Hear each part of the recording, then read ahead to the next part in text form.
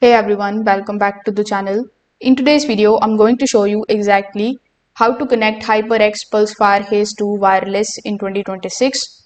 So first of all, HyperX Pulsefire Haste to wireless supports two type of connection models. The first is 2.4 GHz wireless and the second one is via USB dongle and Bluetooth.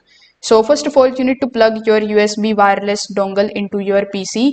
Then you just have to turn on your mouse using the power switch.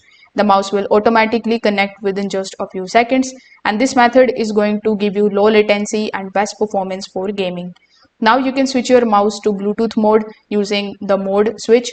For that, you just have to simply press and hold the pairing button until the LED starts blinking. On your PC or on your phone, you just have to simply go to the Bluetooth settings. Over here inside the Bluetooth settings, simply select the mouse from the available device and wait for it to connect. Once connected, you can test the cursor movement and make sure that everything is smooth and responsive. So if this video helped you out, make sure that you like this video and subscribe to the channel. Thanks for watching.